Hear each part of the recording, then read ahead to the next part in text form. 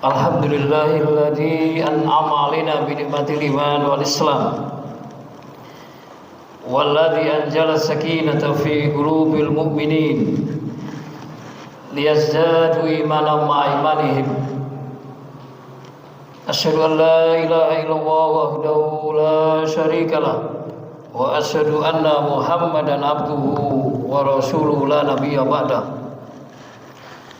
Sallallahu alaihi wasallam wa ala alihi wa ashabihi wa man tabi'ahu bi ihsan ila yaumiddin. Usikum wa iyaya bitaqwallah faqad fazal muttaqun.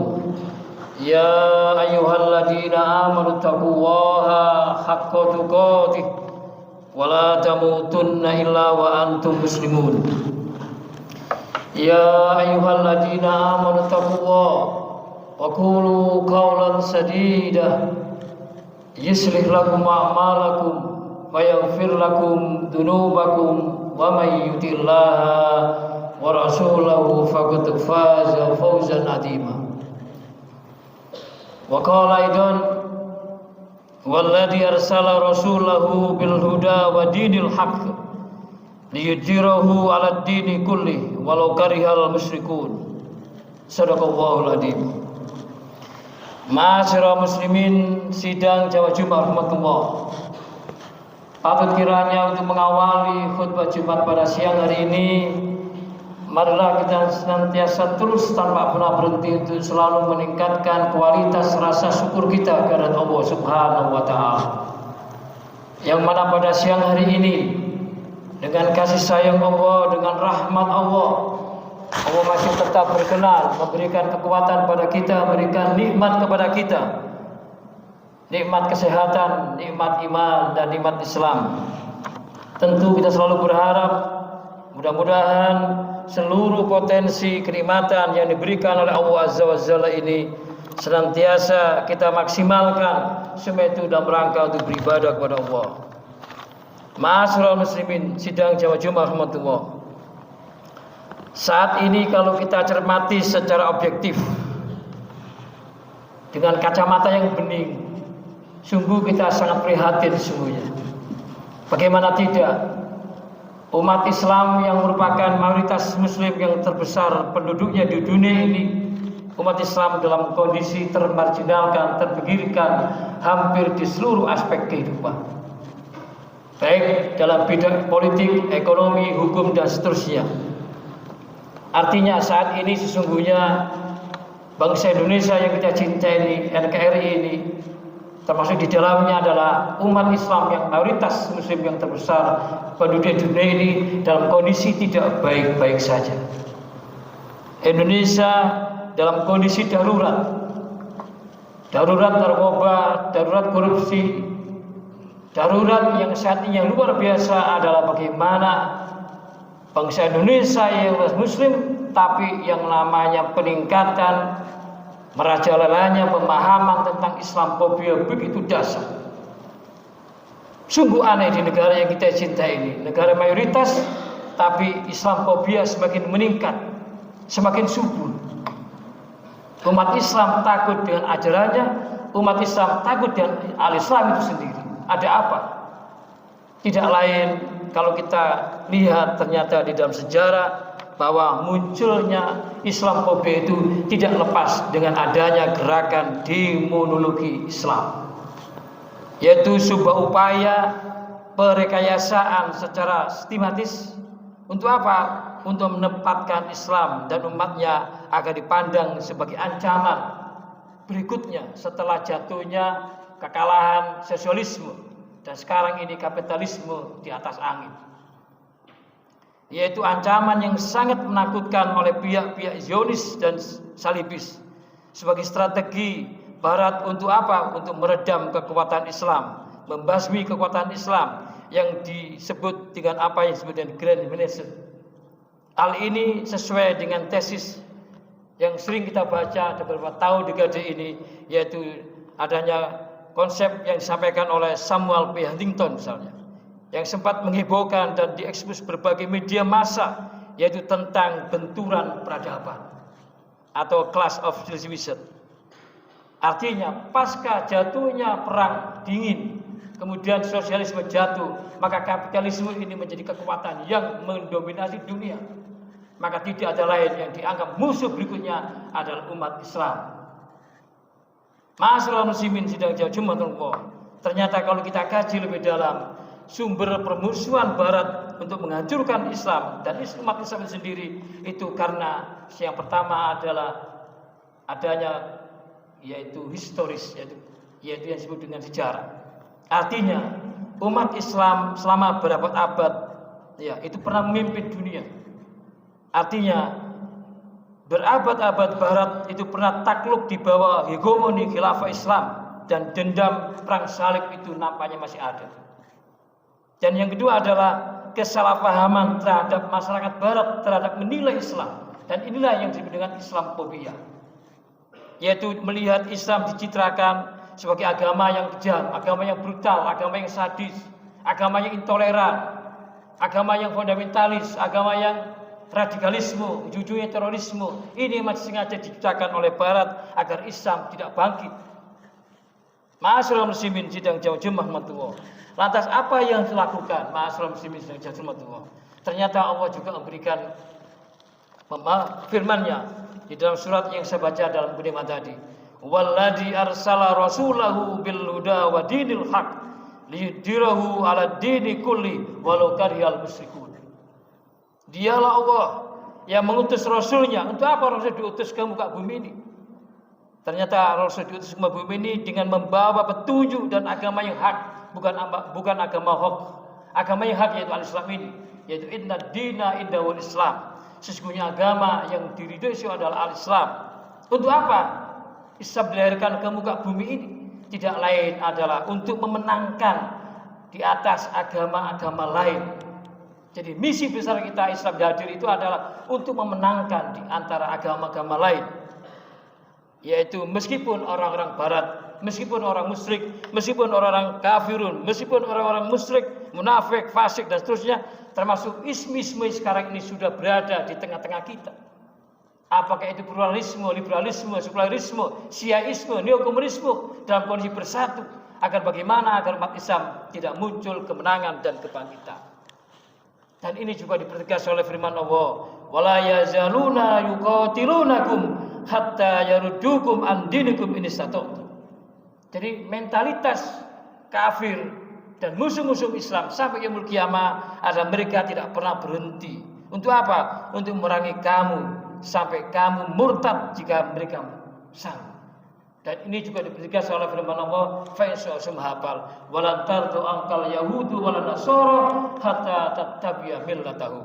Yaitu orang-orang Yahudi, orang Nasrani tidak akan senang, tidak akan rela, tidak akan ridho selamanya sampai kiamat, sampai kapanpun sebelum kamu mengikuti milah mereka, budaya mereka, tradisi mereka, kebiasaan mereka dan terusnya. Dan inilah yang disebut dengan perang huzul fikri, perang pemikiran, perang ideologi yang sekarang dimainkan di media sosial begitu dahsyatnya. Maka ke depan media sosial harus dikuasai umat Islam. Kalau tidak, umat Islam akan dibully, umat Islam akan menjadi sasaran empuk yang sekarang dimainkan oleh buzzer-buzzer dan seterusnya. Dan ini juga dipertegas oleh firman Allah, yuriduna yutfi'u nurallahi bi afwahihim wa ya'ballahu illa ayyutimma nuru walau karihal kafirun. Mereka hendak memadamkan cahaya agama Allah. Jadi yang ada dalam diri mereka adalah bagaimana agama Allah itu tidak muncul, tidak bangkit. Tapi bagaimana agama Allah ditenggelamkan, dibasmi, dikerdilkan sampai akar-akarnya, tidak boleh bangkit, tidak boleh menang. Ini watak mereka. Jadi mereka hendak memadamkan cahaya agama Allah dengan apa? Dengan mulut-mulut mereka. Bukan berarti bimana mulut dengan bibir yang kita pahami ini, tapi mulut-mulut mereka sekarang ini ada media sosial, melalui Facebook, melalui Twitter, melalui WA dan seterusnya. Kekuatan ini yang digunakan oleh kelompok voluntar tulang Yahudi dan mereka untuk membungkam umat Islam yang saat ini yang disebut dengan Islamophobia itu. Akan tetapi Allah tidak mengendaki selain menyempurnakan cahaya agama Islam ini. Maka ini tergantung umat Islam, karena umat Islam ada mayoritas. Kenapa umat Islam termarginalkan? Kenapa umat Islam kalah terus? Limada ta'akharul muslimuna wa limada taqaddama huruhum. Ini yang pertanyaan yang besar.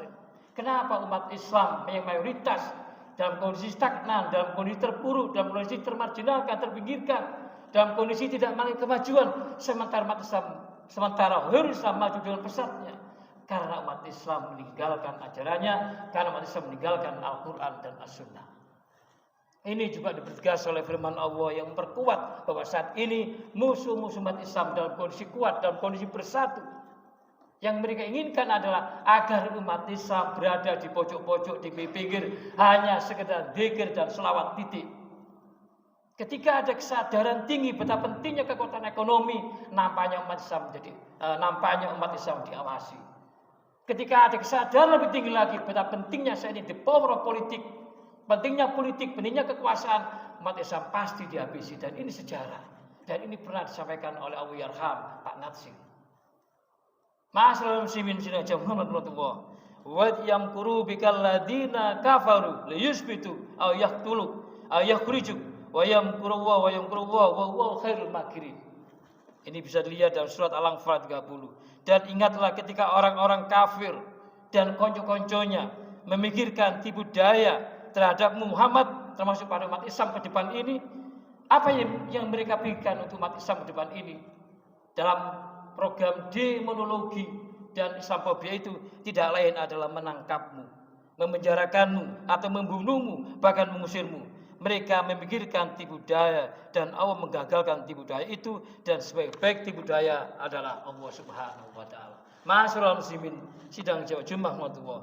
Maka tugas kita tidak lain adalah bagaimana mari kita didik anak-anak kita, keluarga kita bentengi dengan akidah yang benar, dengan keimanan yang benar, dengan tauhid yang benar. Apakah tauhid uluhiyah, rububiyah, asma sifat, ini yang kita tanamkan dalam diri anak-anak kita sehingga memiliki mentalitas tauhid yang benar-benar hobi, yaitu kuatul akidah dan salimul akidah.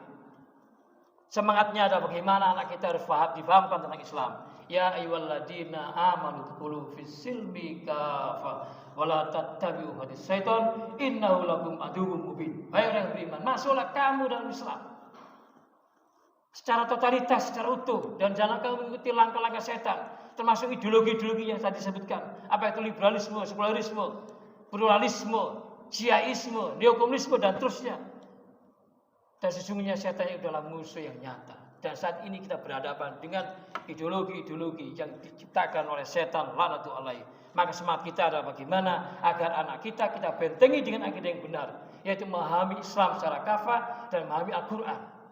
Apa yang terjadi ketika umat Islam tidak menjadikan Al-Quran dan As-Sunnah sebagai manhajul hayat, konsep kehidupan untuk mengatur dirinya, mengatur keluarganya, masyarakat, bangsa dan negara, maka yang terjadi adalah kehidupan dongkang. Sebagaimana firman Allah, "Wa man a'rada an dzikri fa innalahu ma'isatan dongkah wa nahsyuruhu yaumal qiyamati a'ma." Barang siapa, kata Allah, yang berpaling dari peringatan adzikir ini, nama lain daripada Al-Qur'an ini, maka Allah nanti akan menghimpun di yaumul qiyamah dalam keadaan a'ma. Padahal dulu ketika di dunia dalam keadaan melihat, dalam keadaan sehat, dibutakan oleh Allah. Kenapa? Karena mencampakkan aturan Allah, karena mencampakkan syariat Allah yang landasannya adalah Al-Quran dan As-Sunnah. Ma'asyiral muslimin sidang Jumat Muhammadullah. Maka tugas kita adalah bagaimana kita menanamkan sekali lagi akidah dan pemahaman Islam yang benar. Satu ketika Rasulullah SAW dan sebuah liqa'at besar, dalam pertemuan besar yang dihadiri oleh para sahabat, hampir lengkap para sahabat itu. Kemudian datanglah Sayyidina Ibnu Khattab dan yang terlambat membawa lembaran Taurat pada tujuannya mulia. Ingin disampaikan dalam forum yang mulia itu karena ada Rasulullah dan karena para sahabat lengkap. Tapi apa reaksi Rasulullah SAW? Rasulullah marah besar kepada Sayyidina Ibnu Khattab. Tidak diragukan bagaimana keimanan Sayyidina Ibnu Khattab, bagaimana semangat jihadnya, semangat ibadahnya, semangat menjadi seorang mujahid yang luar biasa pada saat itu. Ditegur Rasulullah SAW dan Rasul bersabda, "Innahu wallahi law kana Musa khayyan fatahurikum ma khallallahu ilaihi tabi'an." Ini ada dalam kitab Ma'al Fitorik karangan Said Qutb. Sesungguhnya demi Allah, seandainya Nabi Musa alaihissalam saat ini hidup bersama kalian, niscaya ia hanya diperbolehkan oleh Allah untuk mengikuti ajaran Muhammad, yaitu al-Islam. Maka al-Islam ada harga mati, titik. Bukan yang lainnya. Kalau Islam sudah harga mati sudah benar, cara pemahamannya beragama Islam, maka lainnya itu mengikutinya. Sekarang terbalik. Masalah muslimin sidang Jumat Nuwah. Sehingga yang ada dalam diri kita sesungguhnya adalah inna dina inda wal Islam. Sesungguhnya agama yang diridhoi Allah adalah Islam. Dan barang siapa yang mencari-cari agama selain Islam dan dia tidak diterima, dan di akhirat termasuk orang-orang yang merugi. Maka tanamkan dalam diri kita, anak-anak kita, keluarga, terutama para remaja-remaja masjid, terutama para pemuda-pemuda Islam yang saat ini sudah mulai menjauhi masjid, sudah menjauhi daripada ajaran Islam. Ma'asyiral muslimin sidang Jumat Nuwah, yang muncul semangat kita adalah al-Islamu ya'lu wa la yu'la alaih. Bahwa Islam itu agama yang tinggi, tidak ada yang tinggi selain Islam. Dan kita harus bangga menjadi kader Islam, bangga menjadi kader mujahid dakwah, bangga menjadi remaja masjid di masjid masing-masing tempat. Ishadu bi anna muslimin. Saksikan kami adalah muslim. Yang intinya kalau kita kembali pada Al-Quran dan Sunnah adalah adanya kuatul akidah. Wa'budu wa la tusyriku bihi syai'an. Sembahlah Allah dan jangan mempersekutukannya dengan sesuatu apapun. Sehingga semangat kita adalah janganlah kamu menyekutukan Allah. Sesungguhnya menyekutukan Allah adalah kedoliman yang besar. Sehingga semangat kita ke depan harus ada slogan kita dalam diri kita adalah kul innas sholati wa nusuki wa mahyaya wa mamati lillahi rabbil alamin. Katakanlah sesungguhnya salatku, ibadahku, hidup dan matiku hanyalah untuk Allah. Yang kedua, ma'asyiral muslimin sidang Jumat Nuwah, untuk menghadapi situasi yang saat ini saya katakan agak darurat bangsa Indonesia ini, karena umat Islam dalam kondisi termarginalkan, termikan, tidak ada kata lain, umat Islam harus bersatu dan bersatu. Walaupun saat ini kita lihat ada polarisasi, ada pembelahan umat Islam diadu domba dengan politik di antara itu. Maka umat Islam harus cerdas bahwa saat ini ada pihak-pihak ketiga tidak menginginkan umat Islam bersatu. Dan masjid ini harus kita jadikan sebagai poros kemenangan dan poros kebangkitan umat Islam. Kalau masjid ditinggal oleh Islam, maka kita tidak memiliki kekuatan. Maka kita harus, umat Islam harus bersatu, mewujudkan kembali ukhuwah Islamiyah, yaitu persatuan umat Islam, lintas organisasi, lintas ormas, lintas madhab, lintas haroka, lintas hizbiyah, lintas partai dan sebagainya. Yang penting yang masuk dalam persatuan umat Islam itu adalah ahli sunnah wal jamaah. Itu harus bersatu. Kalau tidak, maka Islam akan kalah lagi dan kalah lagi. Bukankah sesama muslim ini adalah innamal mu'minuna ikhwah? Sesungguhnya orang-orang mukmin itu adalah bersaudara. La yu'minu ahaduhum hatta yuhibba lahu ma yuhibbu nafsi. Tidak beriman sempurna salah seorang di antara kalian sehingga mencintai saudaranya seperti dia mencintai diri sendiri. Ini harus kita wujudkan ukhuwah Islamiyah ini. Dengan semangat dakwanya adalah ruhama bainahum, bukan asidah, bukan saling keras sesama kaum muslimin. Tapi ini yang terjadi. Berangkulan dengan ghairu Islam, sementara sesama muslim, sesama ahli jamaah, kita masih eker-ekeran, masih mengklaim kelompok yang paling benar, menjustifikasi dan seterusnya. Ini yang terjadi. Maka ke depan adalah bagaimana agar ukhuwah yang terwujud adalah semangatnya adalah kullu hizbin bima ladai farihun. Tiap-tiap kelompok, tiap-tiap golongan, tiap-tiap partai merasa bangga dengan kelompoknya masing. Kalau ini masih ada, jangan harap persatuan akan terwujud. Semangatnya adalah wa'tasimu bihablillahi jami'an wa la tafarraqu. Dan hendaklah kalian berpegang teguh kepada tali agama Allah dan jangan kamu bercerai-berai. Dan ini juga dipertegas oleh sabda Rasulullah SAW berkaitan dengan bagaimana kita harus fanatik terhadap Islam, bukan fanatik terhadap hizbiyah, kelompok dan seterusnya. Rasulullah bersabda, "Laisa minna man da'a ila sabiyah, wa laisa minna man qatala sabiyah, wa laisa minna man mata ala sabiyah." Bukan golonganku, kata Rasulullah SAW. Siapa itu? Yaitu orang yang menyuruh, orang yang berdakwah, orang yang mengajak untuk kembali pada asabiyah, kembali pada kesekuannya, kembali pada mazhabnya, kembali pada kelompoknya, golongannya dan seterusnya. Dan bukan golonganku orang yang berjuang untuk asabiyah, dan bukan golonganku orang yang mati karena asabiyah. Bukan berarti kita nggak boleh berpartai, nggak boleh bergolongan, nggak boleh berorganisasi, boleh. Tapi itu sebagai wasilah, sebagai sarana, bukan sebagai hoya, bukan sebagai tujuan. Tapi sekarang terbalik. Seharusnya doktrinnya untuk membangun ukhuwah Islamiyah itu adalah Islam qabla jamaah. Fahamkan dulu kadernya, anggotanya, umat ini, yaitu memahami Islam secara benar. Yang tadi saya katakan, ya ayyuhalladzina amanu khulful silmi kafah. Sampai secara terbalik. Bukan Islam qabla jamaah, walakin al-an jamaah qabla Islam. Ini yang terjadi. Kelompoknya dulu, asobianya dulu, hizbinya dulu, baru Islamnya. Sehingga yang muncul adalah mengatakan kelompok yang paling benar, kelompok yang paling yunah, yang lain salah dan sebagainya. Bahkan mudah mengkafirkan dan seterusnya.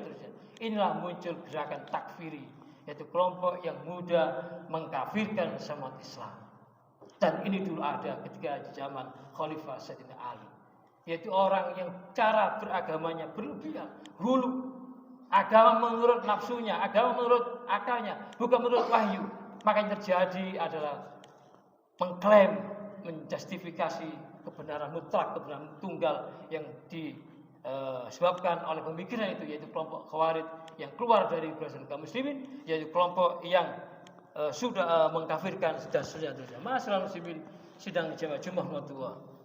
Berikutnya yang tidak kalah pentingnya adalah umat Islam menghadapi situasi ini harus menguasai berbagai disiplin ilmu agar umat Islam memiliki wibawa, agar Islam berkemajuan, agar Islam berada di tengah-tengah kekuasaan. Maka umat Islam harus memiliki berbagai macam ilmu, terutama adalah ilmu ekonomi dan ilmu politik.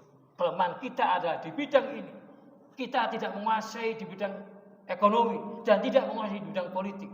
Apa yang terjadi ketika politik sekarang dikuasai oleh kelompok liberalisme, sekularisme, kemudian sekularisme dan sebagainya, maka tempat-tempat strategis itu akan dikuasai mereka. Siapa yang salah? Yaitu umat Islam. Karena rusaknya sebuah bangsa, sebuah umat itu bukan karena banyaknya para politisi yang jahat di tengah-tengah parlemen, di tengah-tengah istana, tapi karena diamnya orang baik, diamnya orang soleh, tidak peduli cara pentingnya the power of politik tadi. Bukankah Rasulullah bersabda, man ra'a minkum munkaran falyughayyirhu bi yadihi fa lam yastati' fa bi lisani fa lam yastati' fa bi qalbihi wa dzalikal adhaful iman. Barang siapa di antara kalian melihat sebuah kedoliman, melihat sebuah ketidakadilan di tengah-tengah umat, kemaksiatan, kemungkaran, maka hendaklah kamu rubah. Yang pertama bukan dengan doa, tapi dengan the power politik, yaitu dengan kekuasaan, dengan biyadihi. Yang kedua, kalau tidak mampu dengan umarok, kekuasaan umarok, kalau tidak mampu maka dengan lisan.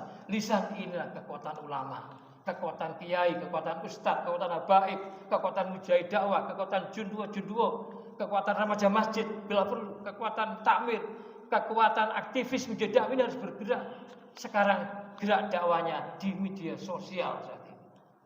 Kalau media sosial tidak kuasai, maka umat Islam sekali lagi menjadi bulan-bulanan. Mudah-mudahan dengan khutbah Jumat ini kita menyadari bahwa saat ini Indonesia, bangsa Indonesia, NKRI, umat Islam dalam kondisi tidak baik-baik saja, mengalami darurat multidimensional. Maka dibutuhkan kesadaran umat Islam untuk bersatu dan menjadikan Al-Quran dan As-Sunnah sebagai manhajul hayat untuk menghadapi tantangan yang begitu dahsyat ini. Karena tantangan dakwah semakin hari tidak semakin ringan, tapi semakin berat. Mudah-mudahan umat Islam muncul kesadaran untuk bangkit, untuk bersatu, melawan kedzaliman dan tegakkan keadilan. Barakallahu wa lakum fil Qur'an al-azim wa innakum bima fi minal ayati wa dzil hakim. Aqulu qouli hadza innahu huwal ghafurur rahim.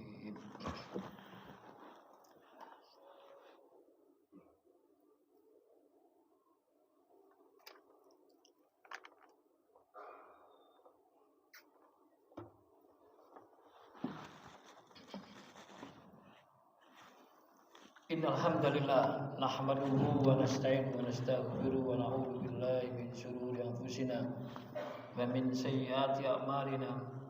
May yahdihillahu fala mudilla lahu wa may yudlil fala hadiya lahu.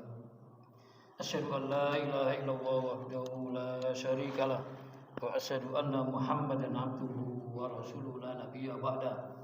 Inna Allaha wa malaikatahu yusholluna 'alan nabi. Ya ayyuhalladzina amanu shallu wa sallimu taslima. Allahumma shalli ala Muhammad wa ala ali Muhammad kama shallaita ala Ibrahim wa ala ali Ibrahim wa barik ala Muhammad wa ala ali Muhammad kama barakta ala Ibrahim wa ala ali Ibrahim innaka Hamidum Majid. Allahumma ighfir lil muslimina wal muslimat wal mu'minina wal mu'minat al-ahya'i minhum wal amwat innaka sami'un qaribun mujibud da'wat faya qadiyal hajat wa ya mujibas sa'ilin. Allahumma arinal haqqo haqqo warzuqna ittiba'ah wa arinal batila batila warzuqna ijtinabah. Allahumma ighfir lana walifna minal ladina sabaquna bil iman wala taj'al fi qulubina illa lil ladina amanu rabbana innaka raufur rahim. Allahumma ighfir lana wa liwalidayna warhamhuma kama rabbayana shaghira.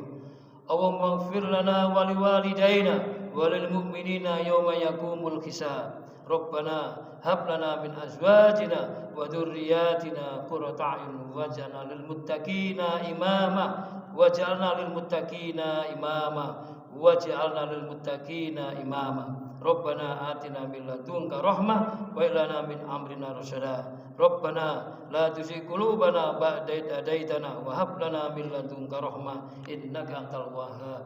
Rabbana atina fid dunya hasanah wa fil akhirati hasanah wa qina adzabannar. Subhana rabbika rabbil izzati amma yasifun. Wassalamun alal mursalin walhamdulillahi rabbil alamin. Ibadallah wala tiqwahi akbar.